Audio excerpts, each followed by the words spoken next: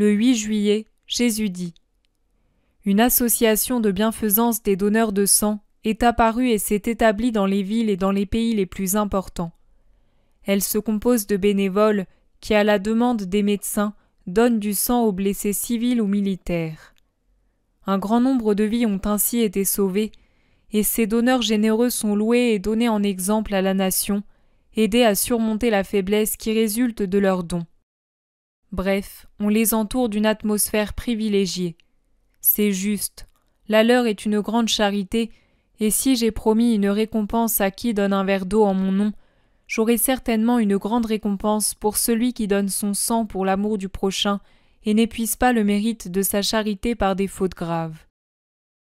Mais n'avez-vous pas réfléchi au fait que moi, je voulais tout donner mon sang, et non pour sauver une chair qui devra mourir plus tard, mais pour donner le salut de la vie éternelle à cette partie qui ne meurt pas? Je voulais donner mon sang, et c'était le sang d'un Dieu, dans des souffrances inouïes et d'inouïes offenses. Je voulais donner sans que vous ayez à le demander. Je voulais donner par amour. Je me suis vêtu de chair pour pouvoir vous le donner. Je me suis exilé des cieux pour vous le donner. Pendant 33 ans, j'ai souffert de la faim, du froid, de la fatigue, des abus, des moqueries, pour pouvoir vous le donner. J'ai fini ma vie en endurant la trahison, tourment plus fort qu'une blessure, le baiser infâme plus brûlant qu'un bûcher, les sévices de prêtres menteurs, de gouvernants insensés, d'une plèbe sans reconnaissance et sans honnêteté, endurant les railleries de soldatesques païennes, les tortures d'une loi humaine, une sentence ignominieuse, une mort horrible, tout cela pour vous donner mon sang.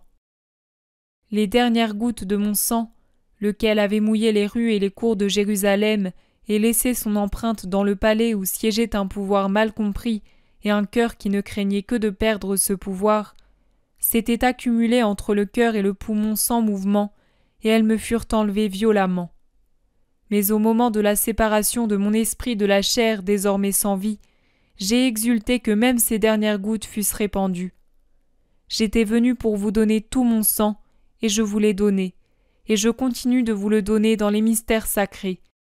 Mais si je pensais que mon retour vous convertirait, ô parfaits païens, vous qui reniez durement votre Dieu crucifié, je viendrai de nouveau pour vous donner mon sang sous une forme humaine, laquelle vous est nécessaire, vous qui vivez seulement de chair et de sang, et qui avez tué ou obscurci l'esprit, et avec l'esprit, l'amour et la foi. Mais cela ne servirait à rien.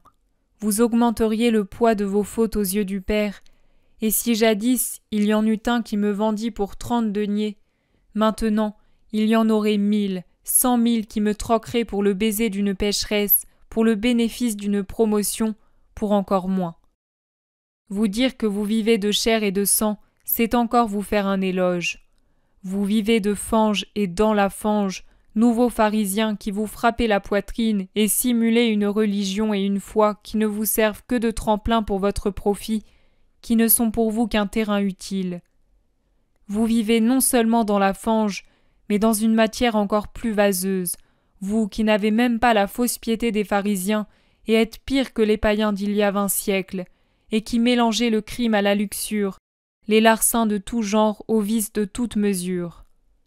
Mais selon la loi ancienne, celui qui se sert d'une chose mauvaise mourra de cette même chose. Vous vivez dans la fange, et dans la fange vous mourrez. Vous tomberez de la fange de la terre à la fange de l'enfer, puisque vous avez détruit ma loi dans vos cœurs, ma nouvelle loi de pitié, d'amour, de pureté, de bonté.